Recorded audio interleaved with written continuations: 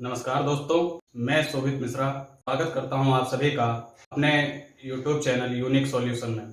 जैसा कि हम लोगों को पता है, विज्ञान की श्रृंखला में भौतिक विज्ञान के अंतर्गत प्रकाश का परावर्तन हम लोग पढ़ रहे थे और उस परावर्तन शीर्षक के अंतर्गत हम लोगों ने परावर्तन क्या होता है, गोलीय दर्पण और गोलीय दर्पण से प्रतिबिंब बनने के नियम, साथ में कल अवतल दर्पण द्वारा प्रतिबिंब कैसे बनता है सीखा था। आज उसी श्रृंखला को आगे जारी रखते हुए उत्तल दर्पण द्वारा किस प्रकार प्रतिबिंब बनता है और समतल दर्पण से संबंधित कुछ तथ्यों को सीखते हैं। चलिए प्रारंभ करते हैं। उत्तल दर्पण द्वारा प्रतिबिंब बनना। अवतल दर्पण में प्रतिबिंब बनने की 6 स्थितियां आपने पढ़ी थी, लेकिन उत्तल दर्पण में मात्र आपको उत्तल दर्पण में प्रतिबिंब बनने से संबंधित 2 स्थितियां याद रखनी है। अब आपको इस बात का उत्तर पहले दे देते हैं कि अवतल दर्पण में पॉलिश किया गया पृष्ठ बाहरी होता है और इसमें जिधर से परावर्तन होता है उधर की ही ओर फोकस, वक्रता केंद्र और ध्रुव उधर ही होता है। इसलिए विभिन्न स्थितियां प्रतिबिंब बनाने की संभव हो सकती है। लेकिन उत्तल दर्पण में चूंकि पॉलिश इसके मुड़े हुए भाग की तरफ होती है और इस तरफ वक्रता केंद्र तथा फोकस स्थित होंगे और यह ध्रुव होगा। अब जिधर पॉलिश है आप उधर वस्तु को नहीं रख सकते, क्योंकि उधर से परावर्तन ही नहीं होगा, तो आप वस्तु क्यों रखेंगे। इसलिए वस्तु हमेशा इसके बाएं पक्ष की तरफ जब रखी जाएगी, जिधर वस्तु की केवल 2 स्थितियां संभव होंगी, इसलिए उत्तल दर्पण से प्रतिबिंब बनाने की केवल 2 स्थितियां पढ़ी जाती हैं। पहली स्थिति, अगर वस्तु अनंत पर है। अगर वस्तु अनंत पर है तो यह हमारा उत्तल दर्पण हो गया, यह हमारा उत्तल दर्पण बन गया और यह उत्तल दर्पण की मुख्य अक्ष बोली जाएगी। मुख्य अक्ष पर इसका मध्य बिंदु ध्रुव होगा और इस परावर्तक पृष्ठ से दाहिनी तरफ इसका वक्रता केंद्र मध्य में फोकस स्थित होगा। तो पहली स्थिति यही है और पहली स्थिति अवतल दर्पण में भी यही थी कि अगर वस्तु अनंत पर है। वस्तु अनंत पर है तो अनंत से आने वाली प्रकाश की किरणें मुख्य अक्ष के समांतर मानी जाती हैं। ऐसा आपने पिछले अवतल दर्पण के शीर्षक के अंतर्गत भी पढ़ा था। वस्तु अनंत पर है, मुख्य अक्ष के समांतर किरणें आएंगी। मुख्य अक्ष के समांतर किरणें जब आपतित होंगी, पहले वीडियो में बताया था कि प्रतिबिंब बनाने के नियम मुख्य अक्ष के समांतर आने वाली किरणें परावर्तन के पश्चात फोकस से जाती हैं। अब आप ये देखें, परावर्तन होगा लेकिन यह किरणें फोकस से किस प्रकार जाएंगी। जब फोकस दूसरी तरफ स्थित है तो उत्तल दर्पण द्वारा किरणें कुछ इस प्रकार से परावर्तित होंगी, ऐसा लगेगा कि यह फोकस से ही आ रही थी। यह किरण कुछ इस प्रकार से परावर्तित होगी, ऐसा लगेगा कि यह फोकस से ही गई है। यह भी किरण कुछ इस प्रकार से परावर्तित होगी, ऐसा लगेगा कि यह किरण फोकस से ही गई है। यह भी किरण इस प्रकार से परावर्तित होगी, ऐसा प्रतीत होगा फोकस से गई है। और इसी प्रकार यह भी किरण। अब आप यह समझें, आप यह प्रश्न भी कर सकते हैं, क्या मुख्य अक्ष के समांतर कोई किरण नहीं आई। मुख्य अक्ष पर कोई किरण नहीं आई तो मुख्य अक्ष पर जो किरण आएगी आपको पता है वह वक्रता केंद्र से जाएगी। और इसमें दूसरा नियम कि वक्रता केंद्र से जाने वाली किरण वक्रता केंद्र के ही पथ पर वापस हो जाती है, तो परावर्तन के पश्चात यह इसी पथ पर वापस हो जाएगी। तो आप क्या देखेंगे कि जो प्रतिबिंब बन रहा है वह वास्तविक नहीं है, वह आभासी है और वह प्रतिबिंब फोकस पर बन रहा है। आभासी प्रतिबिंब हमेशा सीधा बनता है और फोकस पर बन रहा है बिंदु के आकार का बन रहा है। तो अगर इसकी प्रकृति की बात कर लें तो फोकस पर प्रतिबिंब कहाँ बना, फोकस पर। कैसा बना, आभासी बना। प्रतिबिंब कैसा बना, फोकस पर बना, आभासी बना। आभासी प्रतिबिंब सीधा होता है, आभासी प्रतिबिंब सीधा और फोकस पर बहुत छोटा बिंदु के आकार का, बिंदु आकार का। और यही चीजें किसी भी प्रतिबिंब की प्रकृति बताने में अध्ययन में लिया जाता है। उत्तल दर्पण द्वारा बनने वाले प्रतिबिंब की पहली स्थिति पूरी हो चुकी है। अब इसकी दूसरी स्थिति की बात कर लें कि उत्तल दर्पण द्वारा दूसरी स्थिति क्या संभव है। अब चूंकि उत्तल दर्पण हमारा यह है और उत्तल दर्पण की मुख्य अक्ष यह हो गई, यह हमारा उत्तल दर्पण का ध्रुव हो गया, यह इसका वक्रता केंद्र हो गया, इसके मध्य बिंदु को फोकस बोल दिया। तो दूसरी स्थिति हमारी यह हो जाएगी, अगर वस्तु अनंत, अभी अनंत पर था पहली स्थिति में, अगर वस्तु अनंत और ध्रुव इसके बीच में कहीं भी स्थित, मात्र दूसरी स्थिति यही संभव हो सकती है। अगर वस्तु अनंत और ध्रुव इसके बीच में कहीं भी स्थित है, तब एक किरण मुख्य अक्ष के समांतर भेज दिया गया और मुख्य अक्ष के समांतर जाने वाली किरण फोकस से होकर जाती है। प्रतिबिंब बनाने का पहला नियम है। तो जब यह फोकस से वास्तव में नहीं जा सकती, क्योंकि दूसरी तरफ परावर्तक पृष्ठ है, यह इस प्रकार से परावर्तित होगी, ऐसा लगेगा कि यह फोकस से गई है, यह फोकस से गई है। अब आप प्रतिबिंब बनते समय इन बातों को ध्यान रखें कि अवतल दर्पण, इससे पहले जो दर्पण बनाने में प्रतिबिंब बनाने के नियम पढ़े थे, अवतल दर्पण में किरणें आपस में मिलती थीं, उत्तल दर्पण किरणों को फैलाता है। अब आप पूछेंगे यह क्यों हम आपको बता रहे हैं, अभी इसके उपयोग बताएंगे और इन्हीं गुणों का उपयोग करके उत्तल दर्पण और अवतल दर्पण का व्यवहारिक जीवन में प्रयोग किया जाता है। अब प्रतिबिंब बनाने पर आते हैं। तो उत्तल दर्पण द्वारा प्रतिबिंब बनना, तो इसकी कंडीशन लिख लें कि यदि वस्तु अनंत तथा ध्रुव P के बीच हो, वस्तु अनंत तथा ध्रुव P के बीच हो, तो पहली किरण जो गई मुख्य अक्ष के समांतर गई, परावर्तन के पश्चात ऐसा लगेगा कि वह फोकस से गई। दूसरी किरण वक्रता केंद्र की तरफ जाएगी, दूसरी किरण वक्रता केंद्र की तरफ जाएगी। अब वक्रता केंद्र की तरफ जाएगी तो इसका मतलब वास्तव में नहीं जा रही है, ऐसा प्रतीत होगा कि वह वक्रता केंद्र की तरफ जा रही थी। तो वक्रता केंद्र से जाने वाली किरण वक्रता उसी पथ पर वापस हो जाएगी या इसी पथ पर वापस आएगी, और आप देखेंगे कि ये दोनों आभासी किरणें एक दूसरे को इस बिंदु पर काट रही हैं। और AB वस्तु थी, A डैश B डैश, इसका आभासी प्रतिबिंब बनेगा जो कि वस्तु के आकार से छोटा है और ध्रुव और तथा फोकस के बीच में स्थित है। तो इसकी प्रकृति की बात कर लें, प्रतिबिंब ध्रुव तथा फोकस के बीच, प्रतिबिंब ध्रुव तथा फोकस के बीच कैसा बना, आभासी बना। आभासी प्रतिबिंब सीधा होता है, सीधा बना और वस्तु के आकार से छोटा, वस्तु से छोटा। इस स्थिति को आप जरूर ध्यान रखें, इसका बहुत उपयोग होता है। वस्तु से छोटा, आभासी सीधा प्रतिबिंब P तथा F के बीच। अब आपने मात्र यही दो स्थितियां उत्तल दर्पण द्वारा प्रतिबिंब बनाने की संभव है। अवतल दर्पण से प्रतिबिंब बनाने की 6 स्थितियां आपने सीखी। अगर आपने वो वीडियो नहीं देखा है तो आप प्लेलिस्ट में जाकर उस वीडियो को देख सकते हैं। और उत्तल दर्पण द्वारा प्रतिबिंब बनाना हम लोगों ने सीख लिया।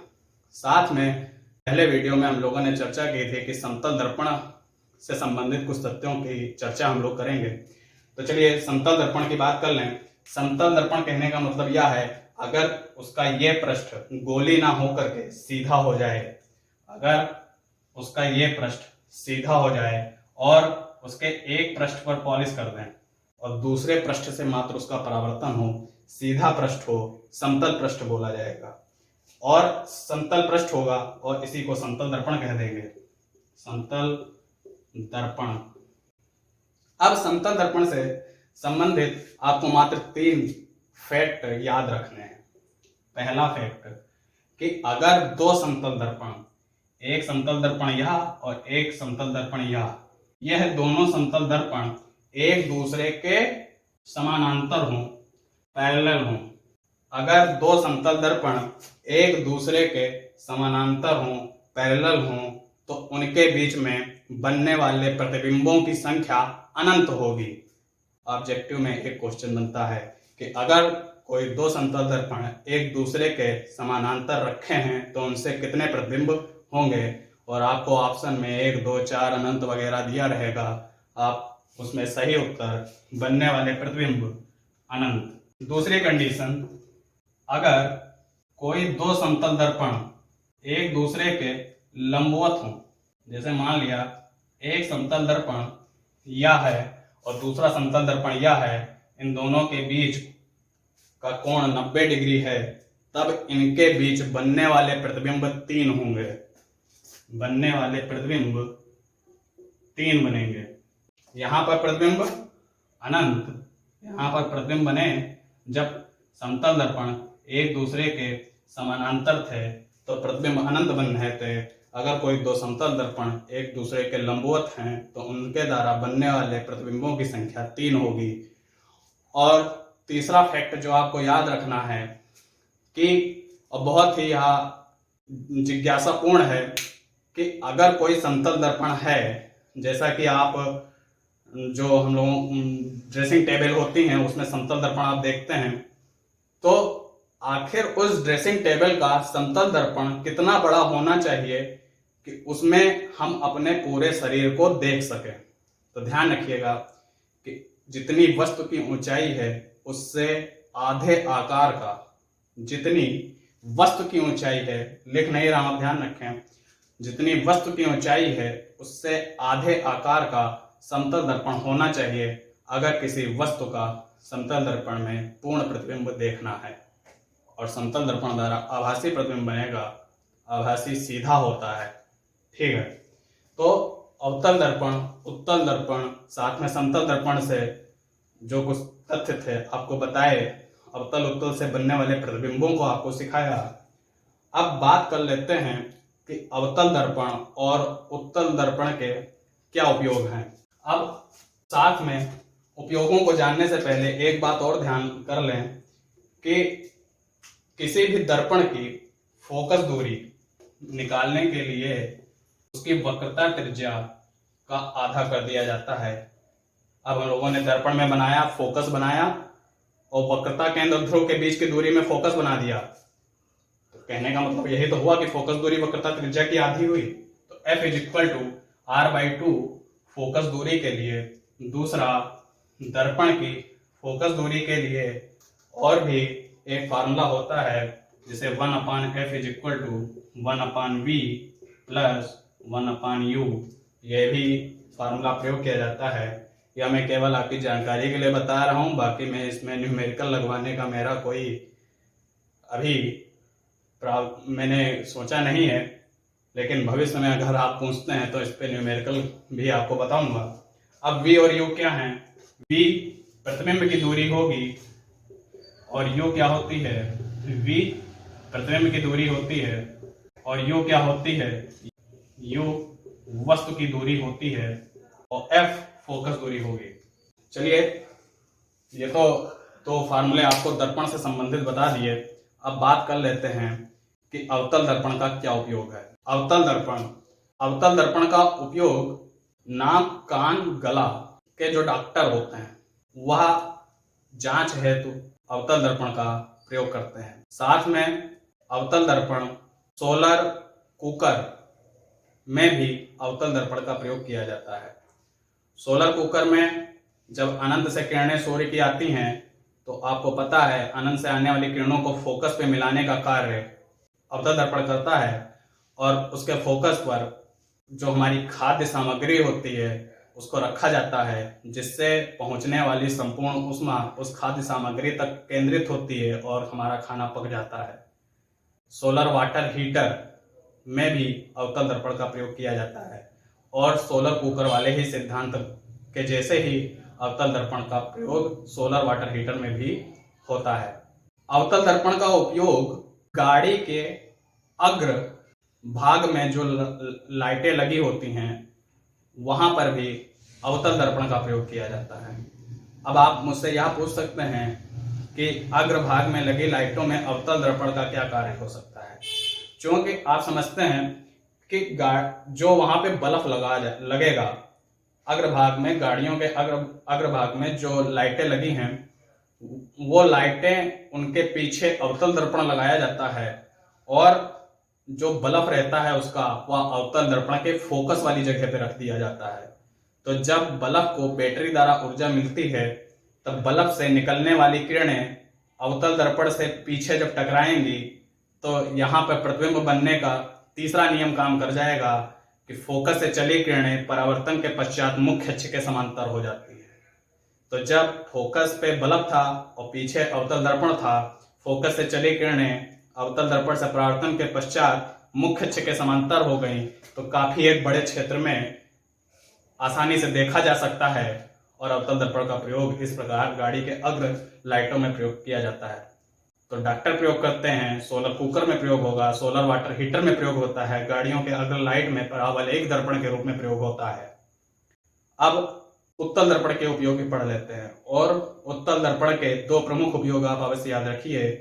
पहला उपयोग जो हमारी स्ट्रीट लाइटें होती हैं, स्ट्रीट लाइटें, उनमें परावर्तक पृष्ठ के रूप में अवतल दर्पण का प्रयोग किया जाता है। अब याद करिए, मैंने अभी प्रतिबिंब बनाते समय आपको बताया था कि उत्तल दर्पण किरणों को फैलाता है, डायवर्ज करता है। तो जब स्ट्रीट लाइटों में उत्तल दर्पण का प्रयोग किया जाएगा तो वह किरणों को फैला देगा और फैलाने से एक निश्चित जगह पे लगी स्ट्रीट लाइट गली में काफी बड़े क्षेत्र में प्रकाश कर सकती है। दूसरा, आप अपनी मोटरसाइकिलों में जो पश्च दर्पण लगे होते हैं, जिनके द्वारा आप पीछे देखते हैं कि पीछे से कौन सा वाहन आ रहा है, उसमें भी उत्तल दर्पण का प्रयोग किया जाता है। अब याद करिए, उत्तल दर्पण की अभी दूसरी स्थिति आपने पढ़ी थी कि अगर वस्तु अनंत और ध्रुव के बीच में है, और यही स्थिति हमारी गाड़ियों के पीछे होती है, क्योंकि कोई आने वाला वाहन वह अनंत पर तो है नहीं, और अनंत और उस दर्पण के ध्रुव के बीच में है। तो अनंत और ध्रुव के बीच में होने के कारण बनने वाला प्रतिबिंब, आपने अभी इसकी प्रकृति पढ़ी थी, आभासी होता है, सीधा होता है और वस्तु से छोटा होता है। और वस्तु से छोटा प्रतिबिंब बनता है। इसी कारण जब आप दर्पण में देखते हैं तो आपको आने वाली कोई भी पीछे की चीज भले आपके पास में हो, वो आपको छोटी दिखेगी। और इसीलिए आप पढ़िएगा, उन दर्पणों पर लिख दिया जाता है objects are closer than they appear. मतलब कि वस्तुएं जो पीछे आपको दिख रही हैं वो आपके पास में हैं जितना कि आपको वो दूर दिख रही हैं। और उसका यही कारण होता है जो कि मैंने आपको समझाया। ठीक है, इस प्रकार से आज हम लोगों ने प्रकाश की श्रृंखला के अंतर्गत परावर्तन को लगभग पूर्ण कर लिया है और दर्पण से संबंधित तथ्यों को लगभग समझ लिया है। अब आगे प्रकाश की श्रृंखला में अपवर्तन, विवर्तन आदि इनको जारी रखेंगे। साथ में आप वर्ल्ड ज्योग्राफी, इंटरनेशनल रिलेशन आदि इन सभी से संबंधित वीडियोज को आप पाते रहेंगे। साथ में चैनल को सब्सक्राइब करें, वीडियो को लाइक करें और शेयर करें। धन्यवाद।